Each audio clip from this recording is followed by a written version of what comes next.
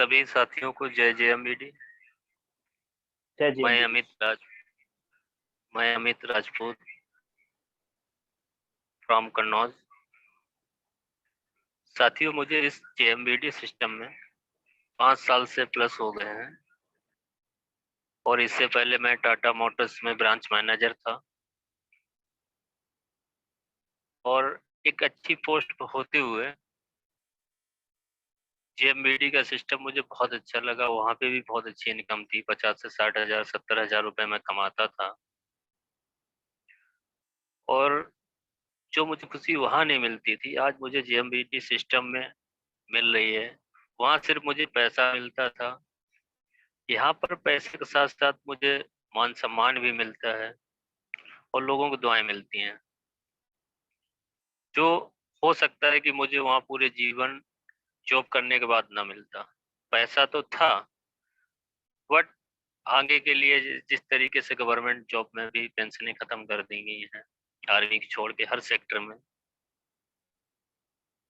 तो आज अपने जेएमबीडी में वो चीज है, वो दम है, वो पावर है कि खुद की लाइफ और हमारे नॉमिनी की लाइफ, फिर उसके नॉमिनी की लाइफ सिक्योर की गई है फैमिली सिक्योरिटी फंड में।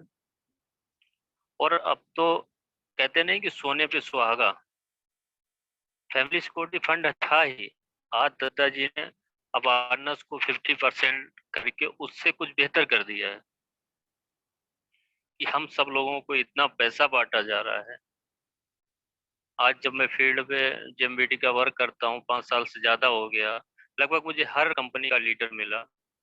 फील्ड पे निकलते हैं, प्लान देते हैं, हर कंपनी का सदस्य टकराता है। हजारों प्लान दिए, हजारों प्लान, लोगों ने अपनी भी बात रखी, हमने भी बात की है। लेकिन जहां बात आ जाती 50% अवेयरनेस की, सामने वाला बिल्कुल ठंडा पड़ जाता है, चेहरा उसका उतर जाता है। जहां ऊपर से प्लान स्टार्ट करते हैं और जब तक फैमिली सिक्योरिटी फंड तक उसको दिखाते हैं, ऐसा लगता है उसकी हवा निकल गई हो, चेहरा उतर जाता है। उसके बाद उससे अगर कहो अपना बताइए क्या है, उसका एक ही जवाब रहता है, बस सर बेस्ट है, बढ़िया है आप। इसके अलावा कुछ उसके मुंह से निकलता ही नहीं है। तो आज मुझे फक्र है कि हम जेएमबीडी में वर्क कर रहे हैं और एक, यानी अपने राज्य लेवल की नहीं, पूरे भारत में क्वालिटी की बात अगर करें, कोई भी बराबरी नहीं कर सकता। क्वालिटी नंबर 1 है, प्लान हमारा नंबर 1 है। पहले एक क्वेश्चन हुआ करता लोगों को जब हम प्लान देने जाते थे, लोग कहते कि आपकी कंपनी टॉप 10 लिस्ट में है। हमारा उनसे हमेशा क्वेश्चन रहता था, क्या आपकी जो कंपनी टॉप 10 लिस्ट में है उसका प्रोडक्ट नंबर 1 है? उनके पास जवाब नहीं रहता था। क्या आपका प्लान जो है वो नंबर 1 है? कभी कभी लोग बोल देते थे हाँ नंबर 1 है, तो उनको मैं पूरा प्लान जरूर दिखाता था। उसके बाद पूछता था कि आपका नंबर 1 है या हमारा है। ऐसे व्यक्तियों को हम डेमो भी दिखाते हैं।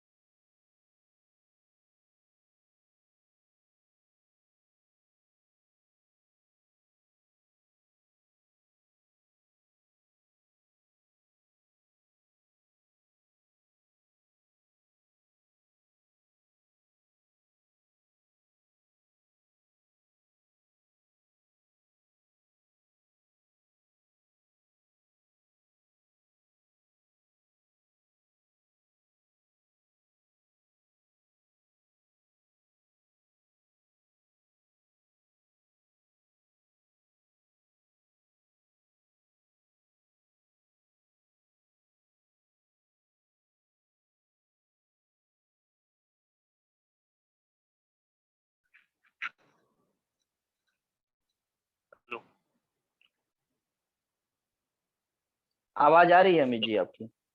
जी जी सर, ये वो सॉरी सभी लोगों को, मैंने देखा नहीं और मैं बोलने में बिजी रहा और शायद मैं डिस्कनेक्ट हो गया, तो नेटवर्क प्रॉब्लम थी।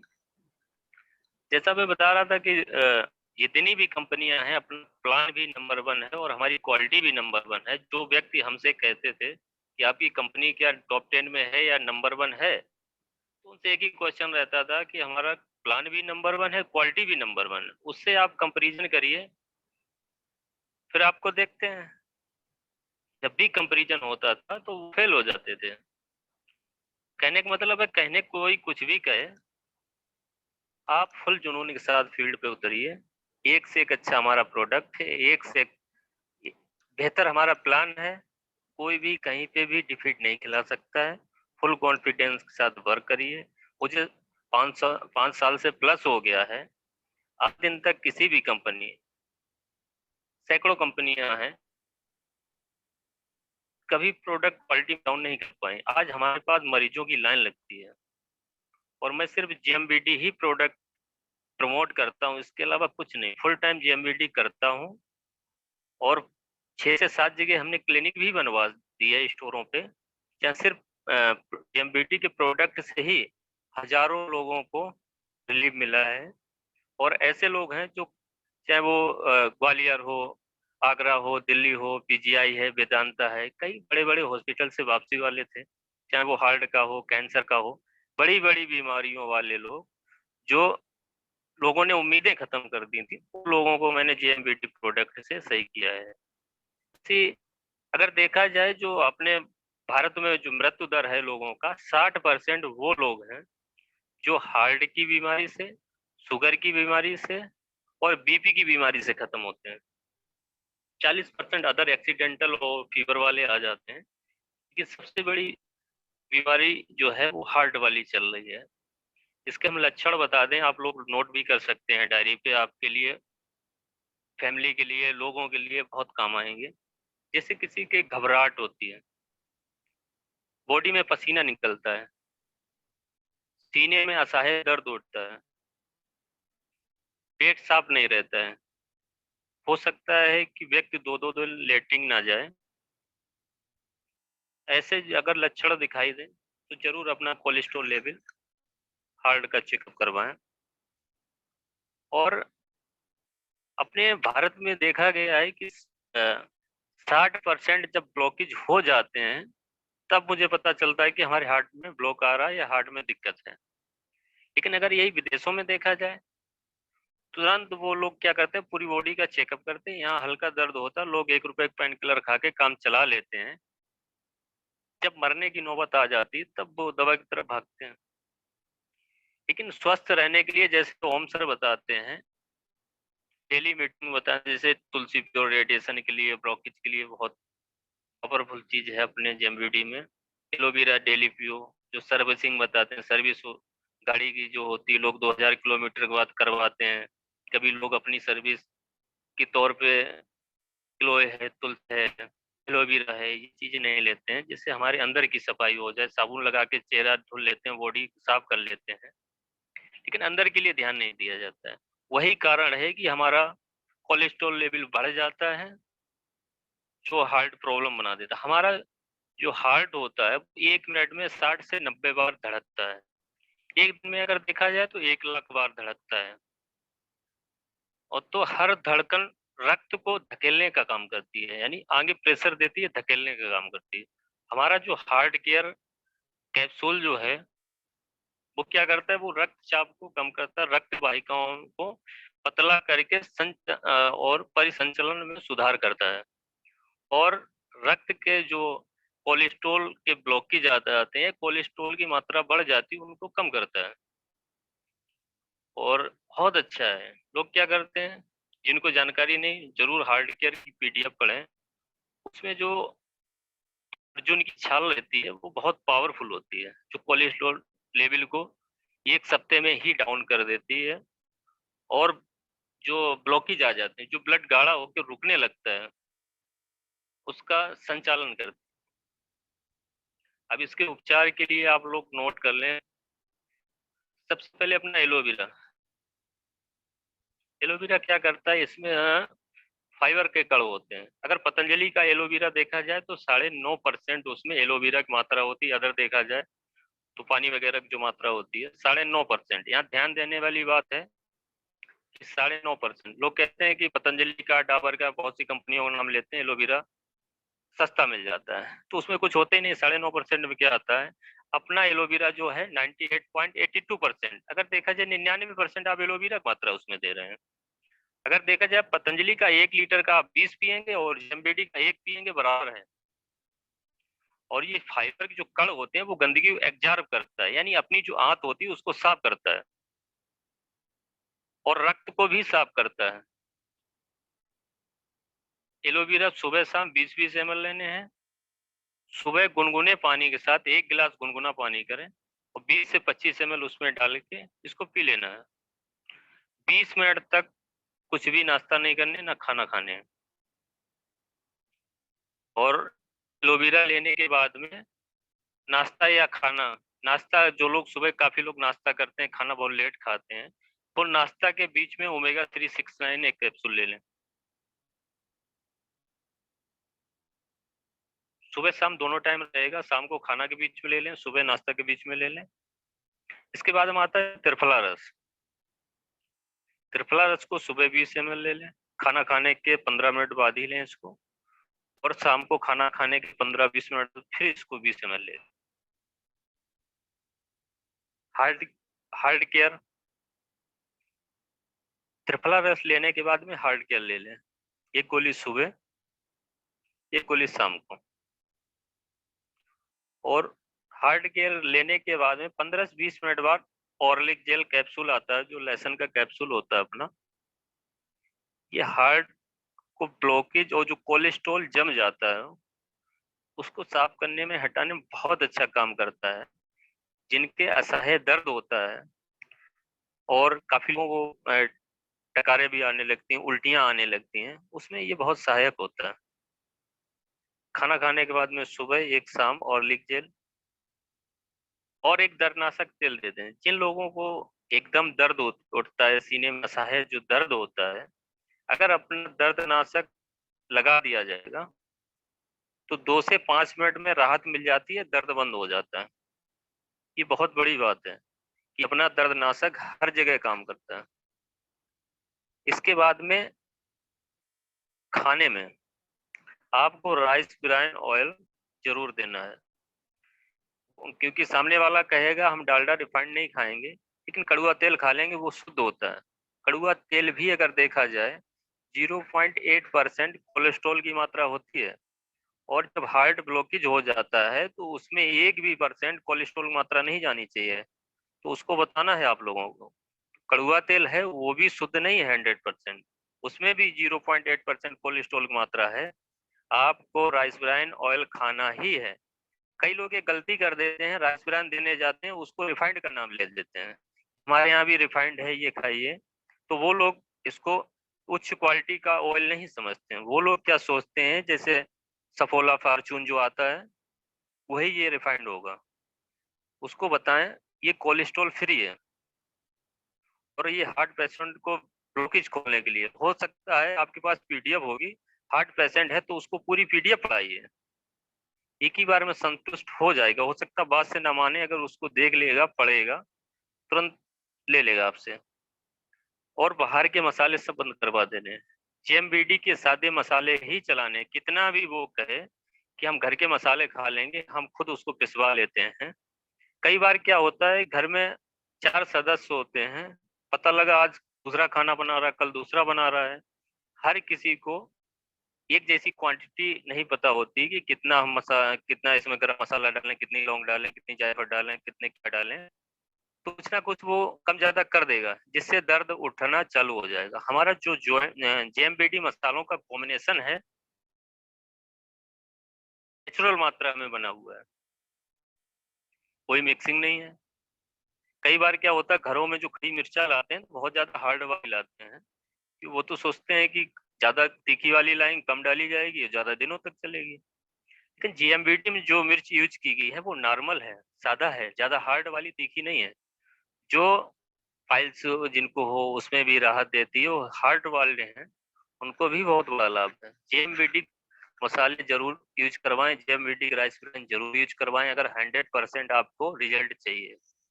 जो ब्लॉकेज आ जाता है उस पर कभी ना कहें कि आज खाएंगे कल रात मिल जाएगी, इसमें 1 से 2 सप्ताह लगता है। जिन लोगों पेट साफ नहीं होता है और जिन लोगों के पेट में लेटरिन सूख जाती है, 2-2 दिन लेटरिन नहीं जाते हैं, जैसे आप ये जेएमबीडी का कोई इतना कॉम्बिनेशन चलाएंगे, aloe vera, omega, triphala heart care, ऑलिक जेल, उसको 5 से 7 दिन में जो लेटरिन आएगी उसमें बहुत सारी गांठें आएंगी, जैसे बकरी की लेडी होती है सूखी हुई, इस तरीके उसके निकलेंगी। 2 से 3 बार ऐसे आने के बाद उसको कम से कम 50% रिलीफ हो जाएगा। ये बहुत बड़ी बात है कि इतने हमने सैकड़ों लोगों को स्वस्थ किया है यहाँ पे। आप लोग भी इसको बहुत अच्छा प्रैक्टिकली रिलीफ दे सकते हैं लोगों को। इसके बाद में परहेज बहुत जरूरी है। अगर आपने ये 5 आइटम चला दिए, अगर परहेज ना बताया, जो 100% रिलीफ होगा वो 20% में बदल जाएगा आपका। जो व्यक्ति सिगरेट पीते हैं, दारू पीते हैं, अंडा खाते हैं, मुर्गा खाते हैं, अगर आपने ये चीज ना बंद करवाई, कभी आप हार्ट के ब्लॉक सही नहीं कर पाएंगे। जितना उससे कम नहीं होगा उससे कोलेस्ट्रॉल लेवल बढ़ जाएगा। तो आपको ये सब बंद करवाना है, तली हुई चीजें भी बंद करवानी है, बादी आइटम बंद करवाने हैं, सादा भोजन, दाल दलिया बता दो, और कम मसाले वाले आइटम खाए जाए, तो 100% रिलीफ मिलेगा। उसको आप बता सकते हैं कि आप 45 दिन बाद अपना चेकअप करवा सकते हो, 50% सुधार उसमें नजर आएगा आपको। और पेट में जो दिक्कत होती है, पेट साफ नहीं होता है, दर्द रहता है, ऐंठन रहता है, उल्टी महसूस होती है, उसमें 100% रिलीफ हो जाएगा 25 से 30 दिन में। और अगर फर्क देखा जाए तो 12 से 15 दिन में वो खुद कहेगा कि मुझे 30 से 40% रिलीफ है। तो साथियों ये बहुत बड़ी बात है कि हम हार्ट के ब्लॉकेज जिनकी उम्मीद नहीं होती, कई लोग हमने ऐसे सही किए हैं जिनको 3-3 बार हार्ट अटैक पड़ चुका था। जिस दिन से मैंने जेबीडी प्रोडक्ट चलाए हैं, आज उनको 1-1, 2-2 साल हो गया है, एक बार भी हार्ट अटैक नहीं आया। आपको मैं वीडियो भी शेयर कर दूंगा। ये बहुत बड़ी बात है। तो ये पूरी इसकी जानकारी हो गई हार्ट के लिए। नेक्स्ट डे नेक्स्ट जानकारी देंगे, क्योंकि बहुत सारे साथी हैं अभी बोलने के लिए, और एक से एक अनुभवशील हैं अपने यहाँ कंपनी में। तो हम चाहें कि रुद्र शिव जी मिश्रा जी जो हैं लखनऊ से, वो आप लोगों के बीच में आए और अवाना फैमिली सिक्योरिटी फंड के बारे में कुछ बेहतर बताने वाले हैं। तो उनसे आप सीखें। और अगली आवाज रुद्र शिव मिश्रा जी लखनऊ से। धन्यवाद अमित जी। आवाज आ रही है सभी को? जी आ रही है। हाँ, जय जेएमबीडी सभी मित्रों को। जैसा नाम बता ही दिया है अमित जी ने मेरा, रुद्र शिव मिश्रा लखनऊ से। कई बार बता चुका हूँ, मैं 41 वर्ष तक विभिन्न अखबारों में हमने काम किया है, और इस दौरान सीतापुर और श्रावस्ती में ब्यूरो चीफ भी रहा। इधर जुलाई में मैं सेवानिवृत्त हुआ हूँ, इसी जुलाई में, और अक्टूबर में से महीने से ये जेएमबीडी मैंने फुल टाइम शुरू की है। ये भी पंकज सर की प्रेरणा से संभव हुआ है, क्योंकि मैं पहले कुछ शेयर मार्केट की ओर मेरा झुकाव था, लेकिन अब पंकज सर की प्रेरणा से मैं जेएमबीडी फुल टाइम कर रहा हूँ। इसकी वजह भी है, ऐसा नहीं है कि एकदम से मैंने इसको शुरू कर दिया है। वजह यह है कि 2012 जब से कंपनी बनी है तब से हमारी पत्नी की आईडी इसमें बनी हुई है, तभी से इसमें परचेजिंग होती थी, खासतौर से चाय पत्ती और राइस ब्रान ऑयल, साबुन और कुछ दवाएं, तो जो मसाले, तो जो भी चीजें थी वो लगातार हम लोग परचेजिंग करते थे। ये बहुत अच्छे भी लगते थे हम लोगों को। तो एक तो ये वजह ये थी। दूसरी, इसका जो प्लान पंकज सर ने नया बताया, पहले का प्लान थोड़ा अलग था, और जो नया प्लान बताया पंकज सर ने, इसमें जो अवेयरनेस इनकम है, उसने हमको बहुत आकर्षित किया कि मान लीजिए हमने एक ही व्यक्ति को जोड़ा, आगे हम ना जोड़ पाए और उसने आगे काम किया, उसने 10-20 लोगों को जोड़ा, तो जो उसकी इनकम होगी उससे आधी इनकम हमारे खाते में आएगी। ये हमें बहुत बड़ी अपॉर्च्युनिटी लगी।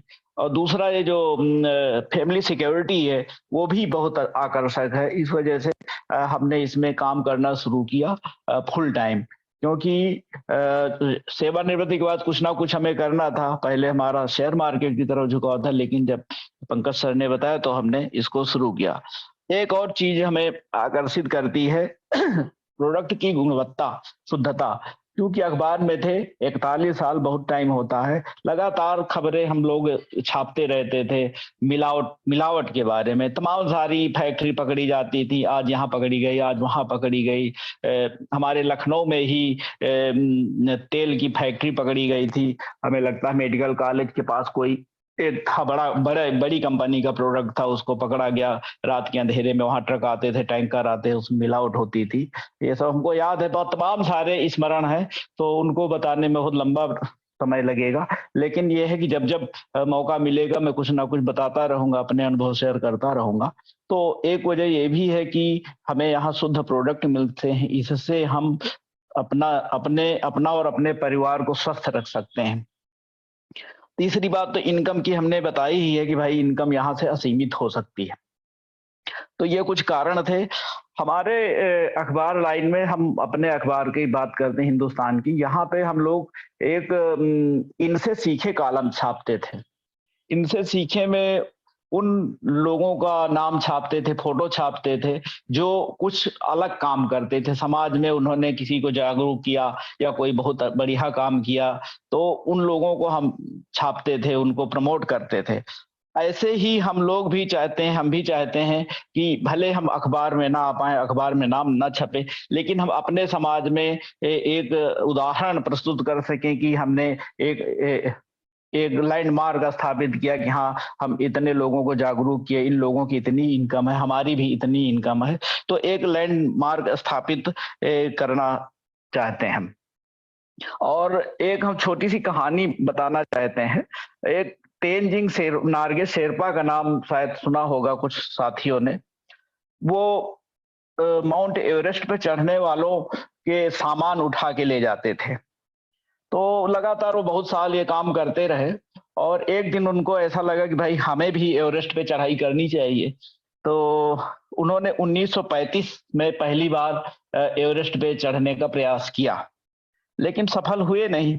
लेकिन वो लगातार प्रयास करते रहे। 1935 से लेकर 1952 तक, लगभग 18 साल तक वो एवरेस्ट पे चढ़ने का लगातार प्रयास करते रहे। हर बार वो असफल होते रहे, लेकिन वो सफल नहीं हुए।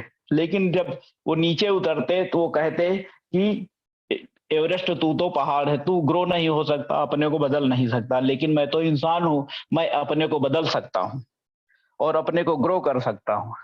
तो एक दिन ऐसा आया कि उन्होंने जो है अपने सफल हुए एवरेस्ट पे चढ़ने को, चढ़ाई पूरी की। 29 मई 1953 का वो दिन था जब इतिहास रचा उन्होंने, तेनजिंग शेरपा ने। तो हमारा कहना सिर्फ ये है कि जब 18 साल आदमी प्रयास करते करते एवरेस्ट पे चढ़ जाता है। अरुणिमा सिन्हा का भी नाम सुना ही होगा, अपने पास के जिले अकबरपुर जिले की थी, वो विकलांग थी, लेकिन उन्होंने भी फतेह किया पहाड़ चढ़ के। तो हम लोग क्यों नहीं कर सकते? हमें तो लोगों को मोटिवेट ही करना है, लोगों को बताना ही है। और हमारी कंपनी के प्रोडक्ट इतने अच्छे हैं कि हम जितना बताएंगे लोग आकर्षित ही होंगे। फिर इसमें रेशियो का तो मामला आता ही है कि 100 में से 10 ही लोग आपके साथ आते हैं, फिर धीरे धीरे लोग आते जाते हैं, चलते चले जाते हैं। तो हमें निराश होने की जरूरत नहीं, लगातार प्रयास करना है और हम जरूर सफल होंगे। एक और छोटा सा उदाहरण बताएंगे। हम श्रावस्ती जिले में गए थे। वहां पे वेस्टिज का एक स्टोर संचालक था। वहां पे हमने उसको डेमो दिखाया, 3 चीजों का डेमो दिखाया। एक पेस्ट का डेमो दिखाया, एक साबुन का डेमो दिखाया नीम तुलसी का, और एक तीसरा डेमो दिखाया फेस वॉश का। तो उसने वो इतना प्रभावित हुआ कि आपको तो हमारी कंपनी में आ जाना चाहिए, आप तो पूरा झंडा गाड़ देंगे। तो जब आप डेमो दिखाते हैं तो अगला व्यक्ति स्वाभाविक रूप से प्रभावित होता है, क्योंकि उनके पास इतने अच्छे प्रोडक्ट नहीं है। नाम बहुत सारा है लेकिन प्रोडक्ट इतने अच्छे नहीं। अब तो हमारी कंपनी के पास इतने ज्यादा प्रोडक्ट हैं, बहुत सारी कंपनियां केवल हेल्थ प्रोडक्ट पे ही चल रही हैं। हमारे पास तो सारे दैनिक जीवन के प्रोडक्ट आ गए हैं, तो हम क्यों नहीं सफल होंगे। तो हमारा सभी मित्रों से आग्रह है और निवेदन है कि इसको जेएमबीडी को बिल्कुल 100% अपनाएं, 100% प्रोडक्ट यूज करें और लोगों को बताएं एक दिन हम जरूर सफल होंगे और अच्छी कामयाबी हासिल करेंगे। इसके बाद हम अपनी बात खत्म करते हैं और हमें मौका देने के लिए पंकज सर को धन्यवाद। अब हम अभिजीत पारधी जी हैं मध्य प्रदेश सिवनी के, उनको हम आमंत्रित करते हैं कि वो अपनी बात रखें।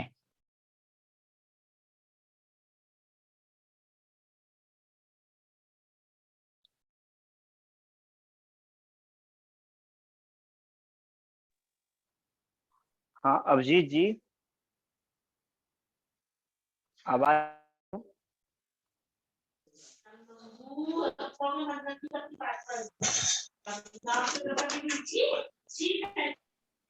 Hello hello hello. हाँ अभिजीत जी, आवाज आ रही है? जी सर, आवाज आ रही जी है आप जी आप अपने बारे में कुछ बताएं। सर मैं अभिजीत पारधी बात कर रहा हूँ सर, एमपी जिला सिवनी से। और सभी लोगों को जय जय मंडी सर, सभी दोस्तों को। और सर जब जेएमबीडी जब चालू करने के पहले सर मेरा परिचय दे देता हूँ सर। मैं जो उसके पहले जेएमबीडी चालू करने के पहले सर, उसके पहले मैं स्वदेशी मार्केटिंग का काम करता था सर। जी जी उसके बाद स्वदेशी मार्केटिंग चालू यानी कि काम करने के बाद सर कम से कम 3 से 4 साल में उसको ब्रेक रखा सर। ब्रेक करने के बाद अपन जेएमबीडी ज्वाइन किया पंकज श्रीवास्तव सर के माध्यम से सर। और जब जेएमबीडी का जब प्लान दिखाया सर पंकज सर ने, तो मेरे को बहुत अच्छा लगा, क्योंकि ऐसा जो प्लान था कभी मैं देखे ही नहीं। जेएमबीडी का जो प्लान है ऐसा कहीं भी कोई भी प्लेटफॉर्म का ऐसा प्लान देखा ही नहीं मैंने। बहुत एक्साइटेड हुआ सर। और उसके बाद फिर मैंने तुरंत ज्वाइनिंग भी किया। ज्वाइनिंग करने के बाद सर हमने फिर पंकज सर से हमने बात किया सर। हमको वो बहुत अच्छा लगा प्लान भी, प्रोडक्ट की गुणवत्ता भी बहुत अच्छी है और इसके ऊपर हमने काम स्टार्टअप किया सर। और हमने फिर काफी सारा जो है कुछ लोगों को हमने ज्वाइन किया। ज्वाइन करने के बाद बहुत अच्छे फीडबैक वगैरह भी आए, बहुत अच्छे रिजल्ट्स आए प्रोडक्ट के गुणवत्ता। उसके बाद सर अभी कम से कम सर 3 से 4 शॉप ही हमने ओपन करवाया। और एक सर एक डिपो का अभी हमारा बात चल रहा है सर, यहाँ पे भी हो सकता है सर इसे 4 दिन के अंदर फाइनल हो जाएगा। इसी बहुत बात अच्छी को बात। लेकर मैं सर का पंकज सर को मैं धन्यवाद बोलना चाहूंगा सर। इस क्योंकि मेरे को सर ये जो जेएमबीडी परिवार में यानी कि इतना अच्छा लग रहा है कि सर मैं सोच नहीं सकता। और इतना मजा भी आ रहा है काम करने के लिए सर। और इतना अच्छा फीडबैक वगैरह जो बहुत सारे जो काफी जैसे अभी ब्रेन हेमरेज वालों को हमने ठीक किया सर कम से कम 4 से 5 दिन के अंदर। जो अपने जो जेएमबीडी क्या हुआ था उनको, जरा कुछ डिटेल बताएं उसके वो विषय जो है जो ब्रेन हेमरेज वाले जो थे सर, जबलपुर में हॉस्पिटल में भर्ती थे। उसके बाद वो आए यहाँ पे सिडनी में। और एक्चुअली सर दूसरे दिन ही हम उनसे मिले। मिलने के बाद सर वो एकदम उनका जो मूवमेंट था, मूवमेंट कुछ भी नहीं था उन शरीर में सर। और हमने जो 5000 वाला जो किट था उनको हमने सर एक्स्ट्रा में सल्लकी वगैरह एक्स्ट्रा में दिया हुआ था और अपना ज्वाइन कर दिया हुआ था सर अलग से। और 5000 वाला किट दे दिया था।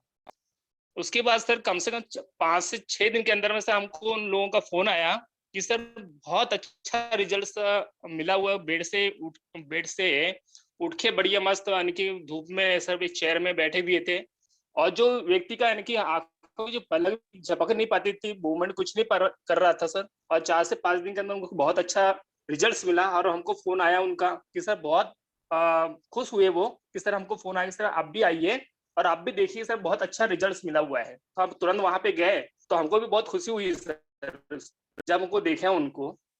तो तब से हमने सोचा कि नहीं सर प्रोडक्ट जेएमबीडी की जो प्रोडक्ट है, हर एक प्रोडक्ट एकदम जबरदस्त लाजवाब है और एकदम रिजल्टेड है।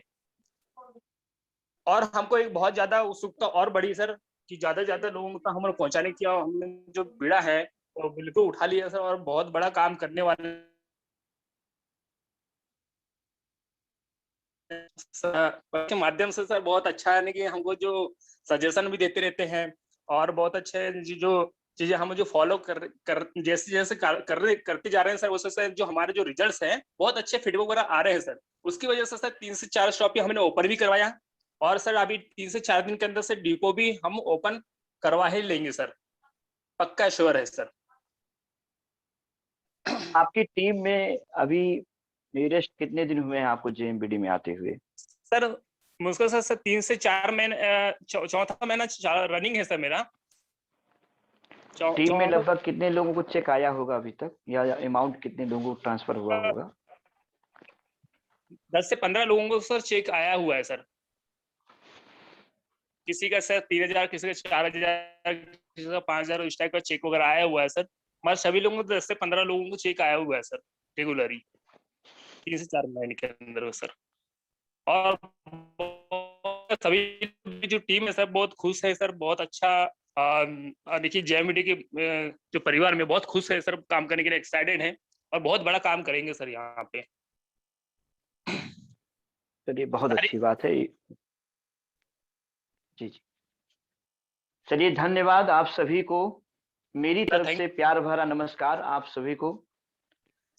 और साथ साथ में ईश्वर से दिल से प्रार्थना है कि आप सभी लोग आर्थिक, शारीरिक और मानसिक रूप से मजबूत बने।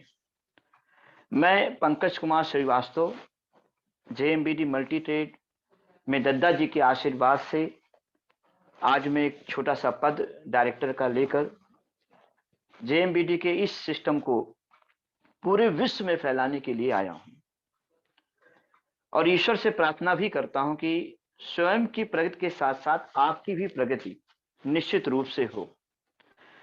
लास्ट में हमारे कुछ एक साथी और हैं जो निरंतर हमें मैसेज कर रहे हैं कि सर मुझे भी मौका दिया जाए, तो मैं सूरज भगत जी को लास्ट में भी मौका दूंगा। उन्होंने कई अद्भुत रिजल्ट्स दिए हुए हैं, और आज मैं कुछ मुख्य बिंदुओं पर आपसे चर्चा करना चाहता हूं।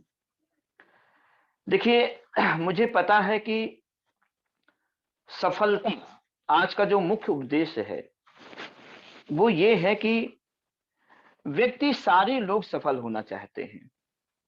क्या मैं सही हूं? और उम्मीद है कि सभी लोग मेरी बातों को सुन रहे होंगे।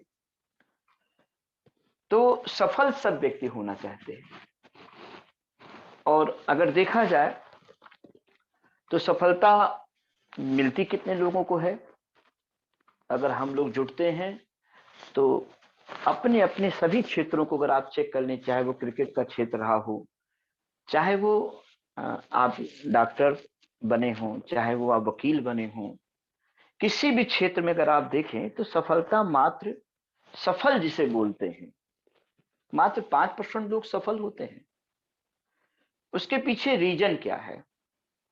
आइए आज इन सब के विषय में जानते हैं। थोड़ा सा ये जाने कि जो सफल व्यक्ति हैं वो ऐसा क्या करते हैं जिससे वो सफल हो जाते हैं, और असफल व्यक्ति ऐसी कौन सी बातें अपने जीवन से छोड़ देते हैं जिससे वो असफल रहते हैं।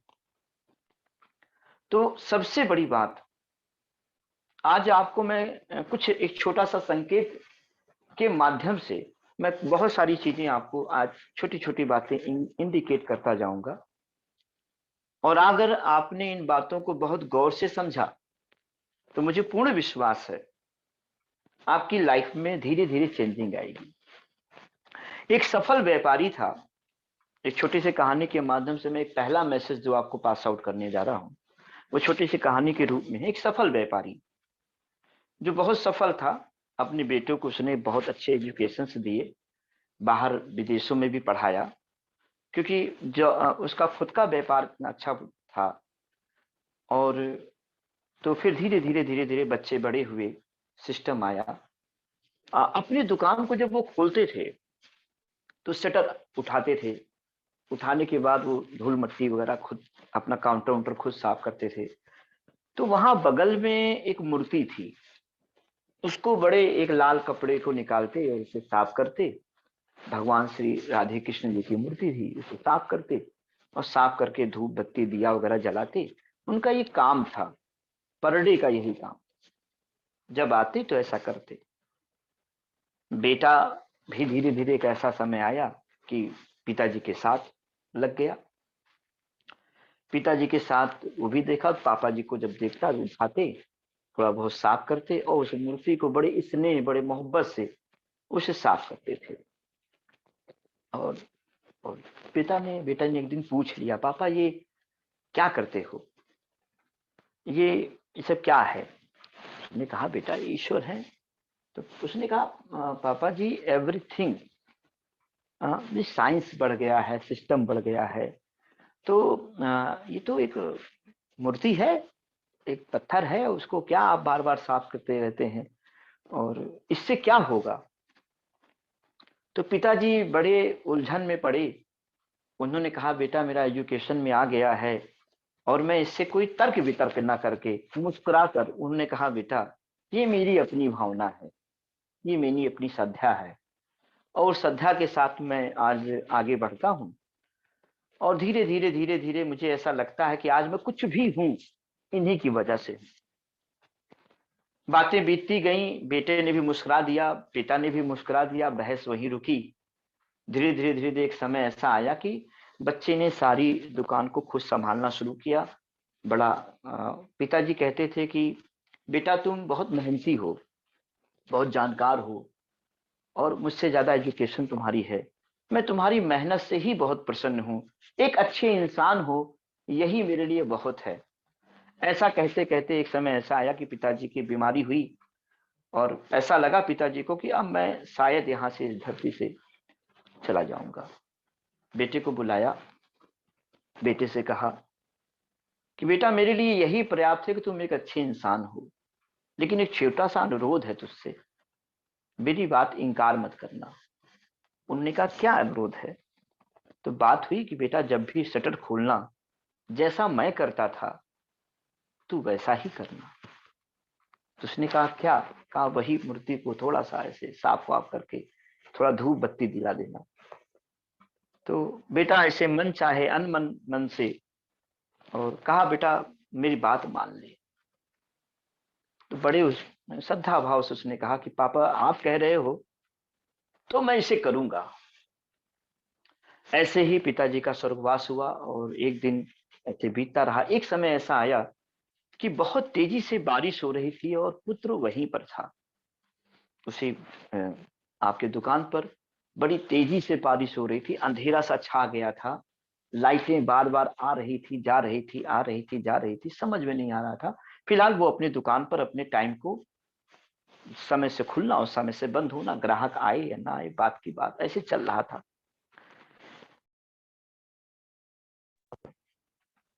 और कहा कि ये दवा, ये पीने वाली दवा आपके पास है क्या?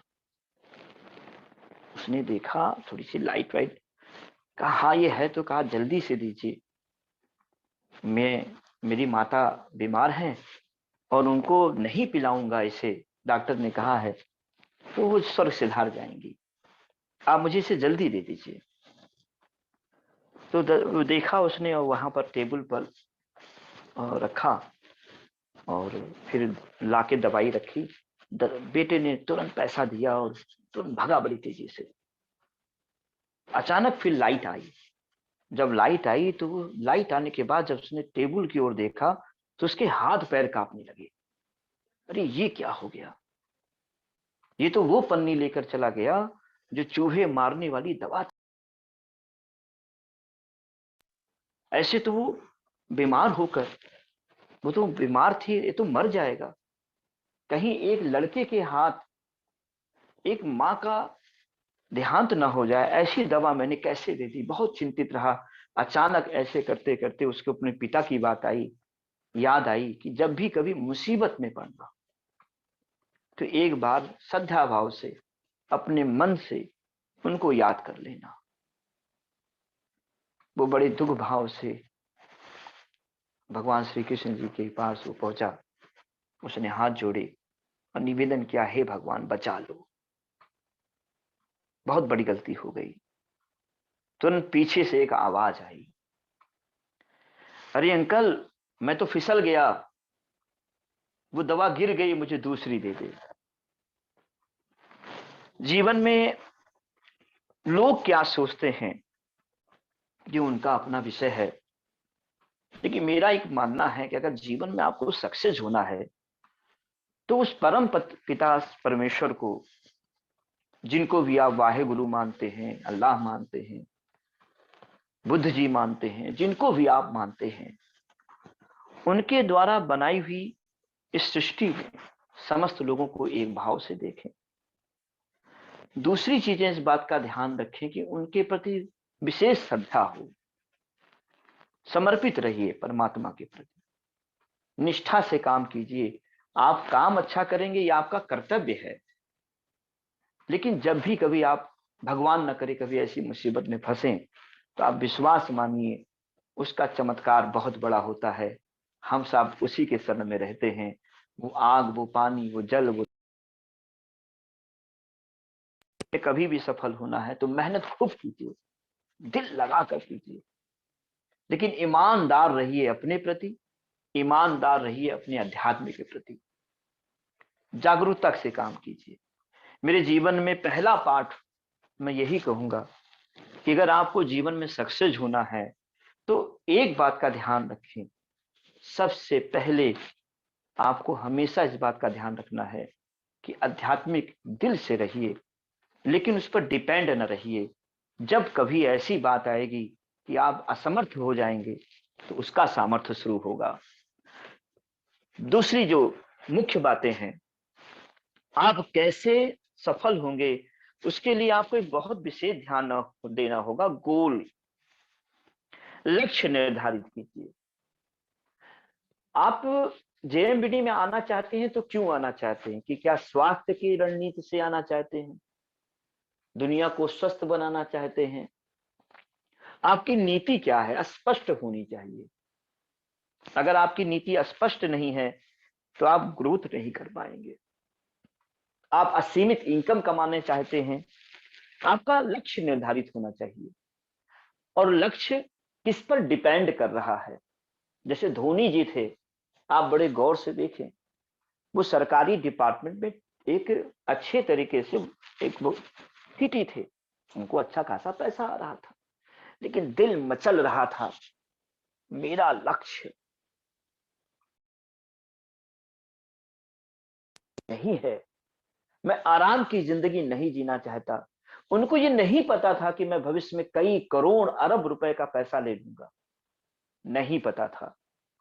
वो कोई विश्वामित्र नहीं थे, लेकिन उनके दिमाग में एक लक्ष्य था, नहीं मैं क्रिकेट ही खेलता हूं, मैं उसे ही खेलूंगा। आज की डेट में एक क्रिटिकल बात किया जाए, किसी को सरकारी डिपार्टमेंट की नौकरी मिल जाए और ना वो छोड़ दे, लेकिन उन्होंने छोड़ दिया क्योंकि लक्ष्य निर्धारित था। ये आपके अंदर एक सिस्टम था कि नहीं नहीं मुझे क्रिकेट खेलना है। लोग यहाँ लक्ष्य निर्धारित करते हैं, मुझे जेएमबीडी करना है, खूब मेहनत किया, 500 रुपए की इनकम आई, तुरंत छोड़े क्या 2 महीना 500। अरे आपको ये नहीं पता कि भविष्य क्या है इसका। आपने इसका मतलब शुरू में सोचा ही नहीं कि इसमें कैसे इनकम आती है। एमएलएम को जब मैंने दिल से कहा आई लव यू, तो सच बता दूं, दिल का धड़कन आज तक वो एमएलएम बोलती है, MLM is good, MLM is good, MLM is good. क्यों? क्योंकि मैं भी व्यवसायी रहा, मुझे भी पैसे आते थे, मैं भी शटर अप शटर डाउन करता था, लेकिन मुझे इसमें कुछ अजीब सी चीजें दिखी। वो दिखी टाइम, मनी, सिक्योरिटी। एक ऐसी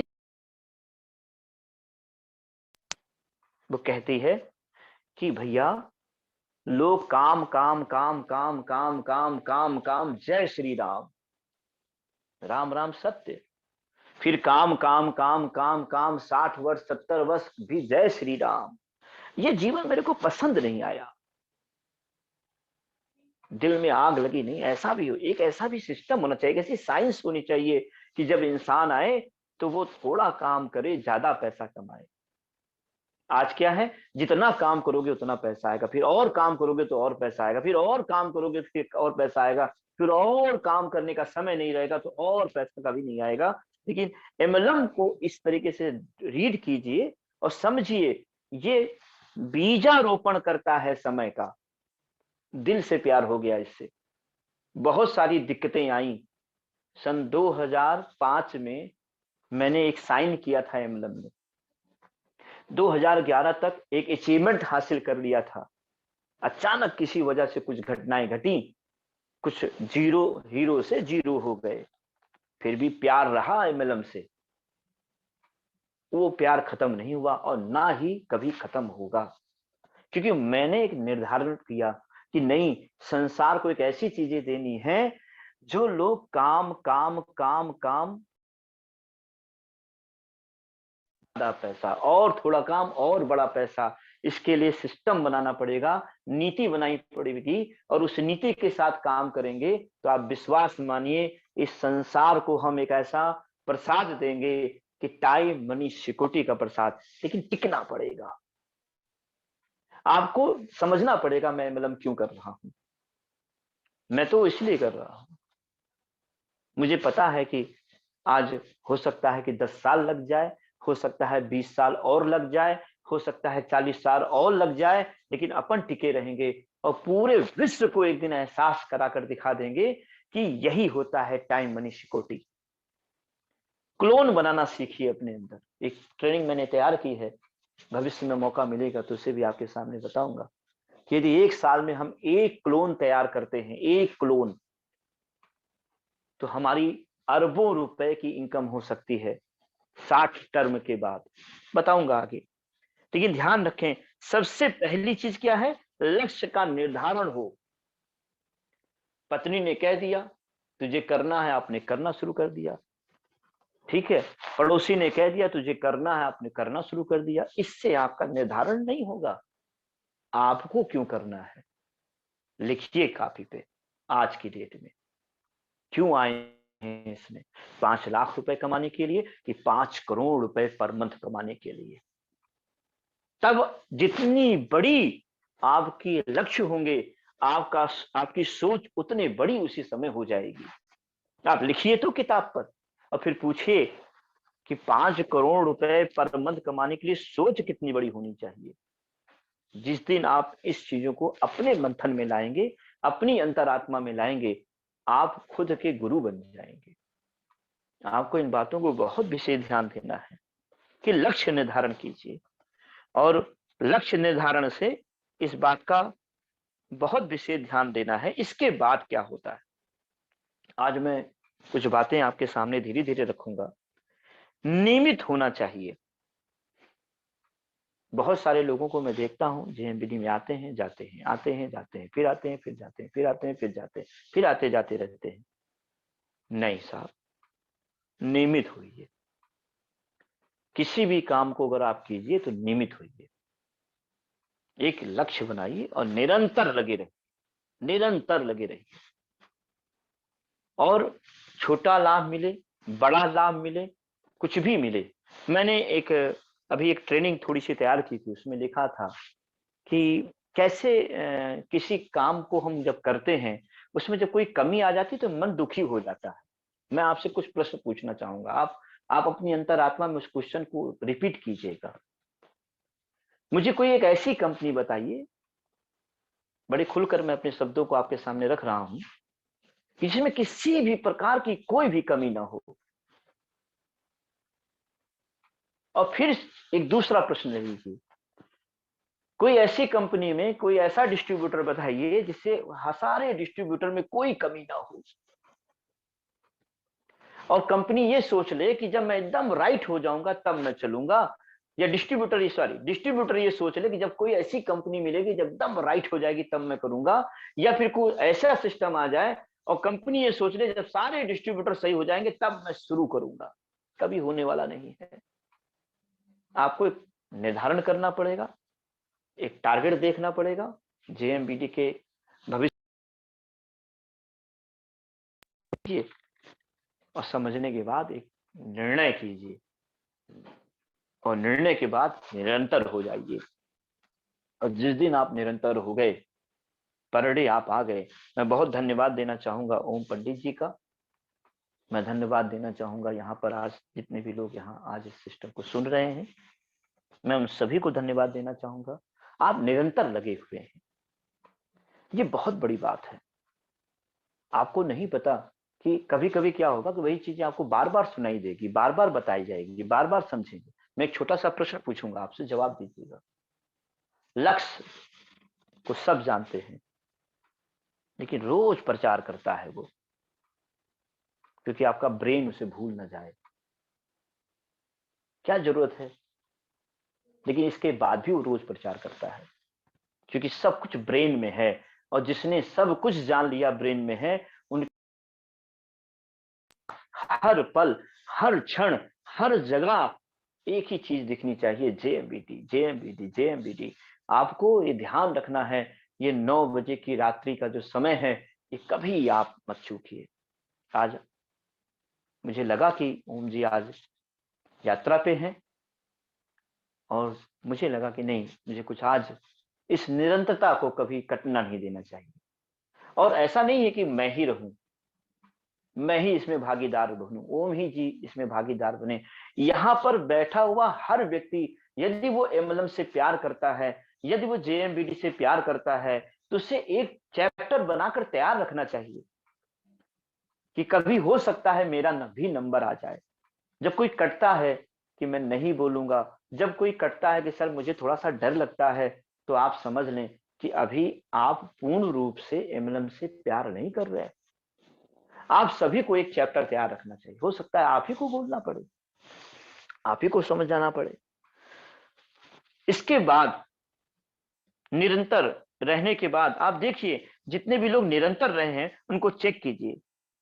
निजामुद्दीन सिद्दीकी जी, उनके विषय में मैंने सुना 12 वर्ष तक ये बंदा एक इंडस्ट्री में आया और न शकल न सूरत, लोग कहते थे है ये कहाँ का अंदर, और इसको हो जाएगा बहुत बड़ा बहुत सारी बातें इनके अंदर होती थी जो कि मुखार बिंदु द्वारा नहीं कही जा रही हैं। तो लोग इनको कहते थे कहाँ तू फंस गया। लगा रहा बंदा, लगा रहा बंदा। हमारे यहाँ तो एक बार पत्नी केवल घूर देगी तो हम दूसरे दिन जेएमबीडी छोड़ देंगे लेकिन लगा रहा बंदा, लगा रहा बंदा। और आज टॉप एक अच्छे तरीके से एक एजुकेशन के साथ, इसने एक बहुत अच्छी तरीके से कलाकारी के साथ आज पूरे इंडिया में नहीं पूरे वर्ल्ड में इसने नाम कमाया। लगे रहिए सर, बड़ी छोटी सी चीजें हैं, लेकिन दिमाग को कभी भूलने मत दीजिए कि हमें निरंतर लगे रहना है। तीसरे नंबर पर उस क्षेत्र का विशेष ज्ञान हुआ आपको, जिस क्षेत्र में आप जा रहे हैं, और ये जूम मीटिंग आपको विशेष ज्ञान देगी। कभी अमित जी से कुछ प्यार मिल जाएगा, कभी रुद्रसिंह मिश्रा जी से कुछ मिल जाएगा, कभी आनंद जी से कुछ मिल जाएगा, कभी आपको बंगाल से कुछ मिल जाएगा, कभी आपको पंजाब के आजाद जी से कुछ मिल जाएगा।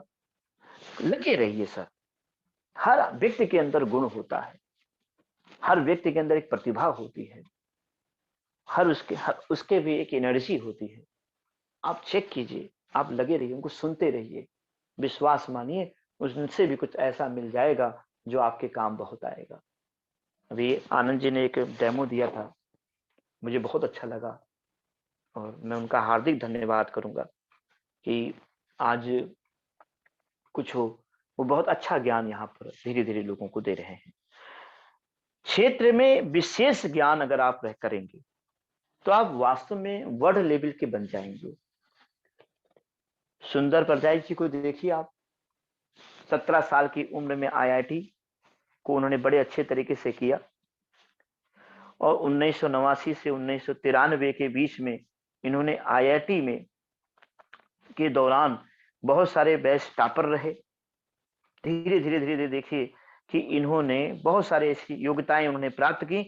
10 अगस्त 1915 में ये सीईओ घोषित हो गए गूगल के, और आज उनकी सालाना आय 335 करोड़ रुपए पर ईयरली है। 335 करोड़ रुपए। क्या किया? विशेष ज्ञान। आपको बता दें, एमएलएम का अगर सही तरीके से कॉन्सेप्ट किया जाए तो आप 335 करोड़ रुपए एक महीने में कमा सकते हैं। इतनी बड़ी ताकत है, क्योंकि ये इंडस्ट्री हर क्षेत्र में काम कर रही है। किचन क्षेत्र में, बाथरूम क्षेत्र में, इलेक्ट्रॉनिक क्षेत्र में, सारे क्षेत्र में ये वर्क लग रही है। अब सिर्फ एक प्रोडक्ट का टर्नओवर, सिर्फ लक्स का टर्न या साबुन का टर्नओवर अगर पूरे भारत का देख लिया जाए तो 335 करोड़ रुपए बहुत बड़ी बात नहीं है सर, पर मंथ कमाने की। अंदाजा लगाइए किस इंडस्ट्री में आप आए हैं। केवल क्या करना है? यूज द प्रोडक्ट, और if you satisfied then promote the product. और ज्ञान को बढ़ाने के लिए जूम मीटिंग में आते रहें, ज्ञान को बढ़ाते रहें। और विशेष ज्ञान, एक नेक्स्ट मीटिंग हमने तैयार की है, अगर मौका लगेगा तो मैं आपको कल की डेट में प्लान को कैसे क्लोज किया जाता है इसके विषय में विशेष ज्ञान देने की कोशिश आप लोगों को मैं करूंगा।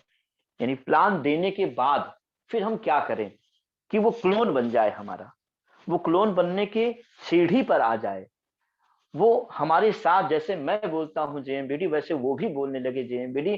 जैसे मैं तड़पता हूं प्लान देने के लिए वैसे वो भी तड़पने लगे प्लान देने के लिए। जैसे मैं सोचता हूं जेएमबीडी में मेरी इनकम अगले महीने और आगे हो जाए वैसे वो भी सोचने लगे। इस तरीके से कुछ ट्रेनिंग्स होती हैं, स्टेप्स होते हैं। उस स्टेप्स के विषय में बहुत विशेष जानकारी आपको नेक्स्ट महीने, सॉरी नेक्स्ट यानी कल की डेट में हो सकता है स्वाभाविक रूप से मैं आपको दूं। आगे आती है बात जो मुझे सबसे ज्यादा पसंद है, जो चौथी चीज है। देखिए बहुत सारी चीजें होती हैं सफलता को प्राप्त करने के सूत्र बहुत सारे होते हैं। मैं नहीं कह रहा जो मैंने लिखा है वही पर्याप्त है, बहुत सारी चीजें होती हैं, लेकिन 4 ऐसे महत्वपूर्ण चीजें होती हैं जिनको हमें हमेशा ध्यान रखना होता है। जो सबसे बड़ी चीज है, जो मुझे सबसे ज्यादा पसंद है, प्रतिकूल परिस्थिति में भी डटे रहना। ध्यान रखें, आपकी कंडीशन, जब भी आप किसी काम को करना चाहेंगे तो आप दिमाग में ये रखें कि जब अच्छे अच्छी चीजें मिलती हैं तो सब टिके रहते हैं, लेकिन जब कभी आपको संघर्ष आए, चैलेंज आए, परीक्षाएं सामने आ जाए, उस समय टिक कर दिखाइए। किसी को प्रोडक्ट अच्छा लग गया, आप टिके हैं। कभी कभी ऐसा भी संभव हो सकेगा, तो वहां पर भी आपसे समझाने का प्रयास करें, वहां लगे आपको। तो हमेशा हर परिस्थितियों में जब विषम परिस्थिति आए, जब प्रतिकूल परिस्थिति आए, तब आपका नेचर क्या है। कहते हैं धीरज धर्म मित्र और नारी आपत काल पर सिंचाई। आपके जीवन में अगर जिस समय समस्याएं आ रही हैं तो आपका धीरज भी उस समय टूट गया अगर, तो आप गए साहब, आप आगे नहीं बढ़ पाएंगे। आप मेंटेन करते रहना पड़ेगा, मेंटेन करते रहना पड़ेगा। फिर से बोल रहा हूं, मेंटेन करते रहना पड़ेगा। ध्यान रखें इस बात का कि आपके सामने समस्याएं जब भी आए आप चैलेंज लीजिए उससे, क्योंकि आप छोटा काम करने नहीं आ रहे हैं। मैंने कहा, दिल से कहा है इस बात को कि एमएलएम में एक समय ऐसा आएगा आपका कमरा बंद रहेगा, आप अपने घर में रहेंगे, नहाएंगे, धोएंगे, उठेंगे, बैठेंगे, चाहेंगे, पिएंगे, योग करेंगे, सब कुछ करेंगे, और 1 महीने के अंदर अंदर आपके पास ये भी संभव है कि 335 करोड़ रुपए आपके घर पर ऐसे ही आ जाए, अनायास आ जाए, क्योंकि आपने टीम जनरेट किया है। तो ऐसे ही आने के लिए आपके सामने जितनी बड़ी समस्या होगी, जितने बड़े आपके सामने आपका लक्ष्य होगा, उतनी बड़ी परेशानी भी आपके सामने आएगी। कभी छोटी छोटी बातों को लेकर हम कभी कभी नाराज हो जाते हैं। पंकज जी ने जेएमबीडी में मैंने पीली शर्ट कही थी, नीली क्यों आ गई? हेलो, ऐसा हो जाता है कभी कभी। तो लोग छोटी छोटी बातों को मुद्दा बना लेते हैं। मेरा अवेयरनेस था, उन्होंने इसका अवेयरनेस कर दिया, आज के बाद खत्म कहानी। हालांकि ऐसा नहीं है कि आपको ऐसा करना है, लेकिन ध्यान रखें कि छोटी छोटी बातें होंगी, टीम जितनी बड़ी बनेगी, टीम में विवाद उतने बड़े होंगे। टीम को मैनेजमेंट करने की भी आपको प्लानिंग करनी पड़ेगी, एजुकेशन लेना पड़ेगा। जैसे जैसे आपका व्यवहार, जैसे जैसे आपकी टीम बढ़ेगी, आपको स्टेज पर आना पड़ेगा, आपको बोर्ड प्लान देना पड़ेगा, आपको और सीखना पड़ेगा। अपनी टीम को भी लीडर कैसे बनाया जाता है ये सीखना पड़ेगा, उनको सिखाना पड़ेगा। चैलेंज आपके सामने आना चाहिए। आप अरुणा सिन्हा की भी बात हो रही थी, आप उनकी परिस्थिति को जरा चेक कीजिए बड़े गौर से। मैंने समय थोड़ा सा ज्यादा ले लिया है, लेकिन देखा जाएगा तो बिल्कुल मैं बोलूंगा। आज अरुणा सिन्हा को देखिए, उनका एक लक्ष्य था, वो फुटबॉलर थी और उनका पैर कट गया। भगवान ने परिस्थिति क्या दी थी उनके सामने, जा घर बैठ, अब तो तेरा पैर कट गया है। दुनिया ने भी उसको बिस्तर पे ला के रख दिया, अब तू क्या करेगी। भगवान ने ऐसी परिस्थिति दी उनके सामने, खड़ी हो गई।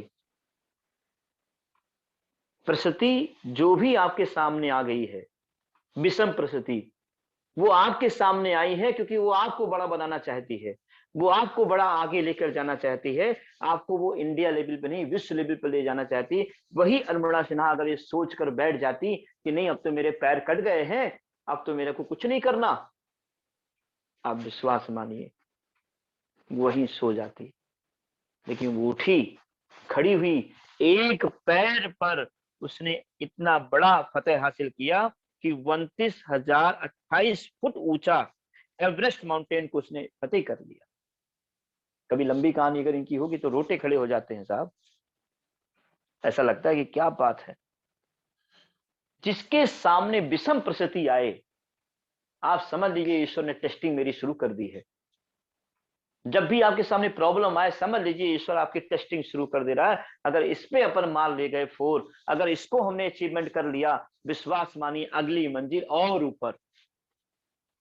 आप आगे देखें, अगर बहुत अच्छी बात रहे, एक हमारे सबसे यूनिक हीरो कैलोरी के बारे में आपने सुना होगा।